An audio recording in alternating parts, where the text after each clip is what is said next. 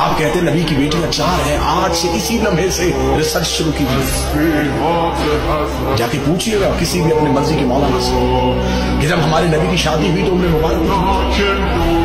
جتنے میرے سنی بھائی بیٹھے نوٹ کر سکو نوٹ کرنا، بعد میں پوچھنا چاہو بعد میں پوچھنا، فون کر کے لکھوانا چاہو پوچھنا، شادی ہوئی نبی کی تو عمر مبارک کی 25۔ اب آپ اپنے علماء سے پوچھئے گا نبی نے اعلان نبوت کب کیا تھا، وہ کہیں گے 40 سال کی، 25 سال سے پہلے شادی ثابت ہوئی۔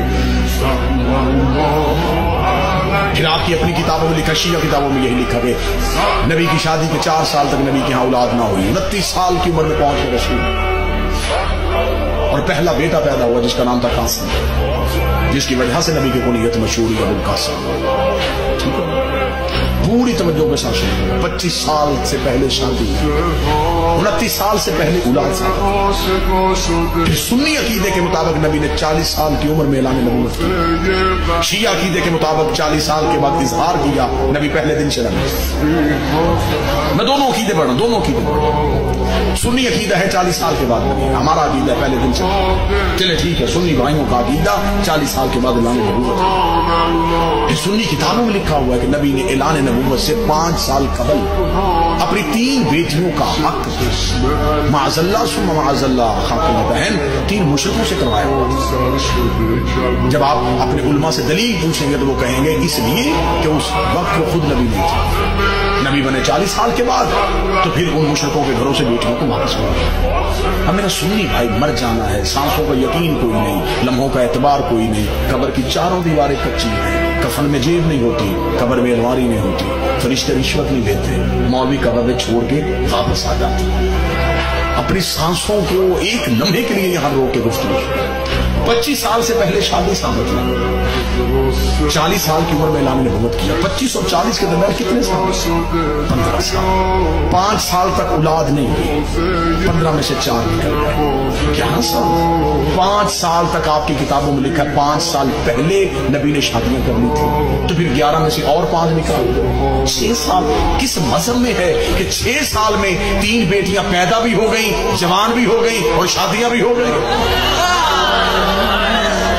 عمریں پوری کر کے دکھاؤ، عمریں پوری کرو، ہم ماننے کے لیے تھے، ہم مان لیتے ہیں، ہم ضد والے لوگ نہیں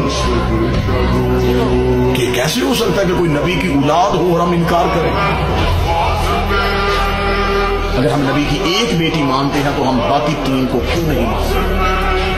ہم انہیں بھی مانیں گے، آپ ثابت کر کے دیں۔ اب میرا سنی بھائی مجھ سے پوچھے کہ پھر یہ کہانی کیا ہے؟ یہ رسول کی حقیقی بیٹیاں نے، رسالت مآب کا پہلا عقد ہوا تھا ملکۃ العرب جناب خدیجہ سے۔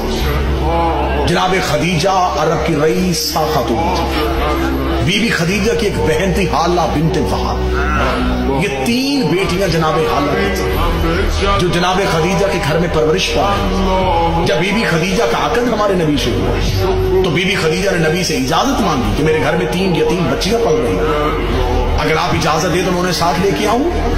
رسول نے انہیں اپنے گھر بلوا دیا، پھر یہ رسول کے گھر میں آئی، پھر ان کو یتیم پالنے کا ہنر ایسا آتا تھا، پھر یہ یتیم کو یتیم سمجھ کے نہیں پالتے تھے، پھر ایسے پالا کہ مورخ نے لکھا کہ یہ نبی کی اپنی بیٹی، سلبی بیٹی نبی کی ایک ہی تھی جو حسین کی ماں ہے، جو علی کی زوجہ ہے، جو جنت کی عورتوں کی سردار ہے، جو حجاب کبریہ ہے، جس کا وجود نبی کی نسل کی بقا والا ہے، جسے قرآن میں کوثر کہا گیا ہے، جسے قرآن میں عزت کہا گیا ہے، جسے قرآن میں عطرت کہا گیا ہے، جس کی طہارت کی قسمیں اللہ کہا رہا ہے، جس کے دروازے پہ تارا سجدے میں گر رہا ہے۔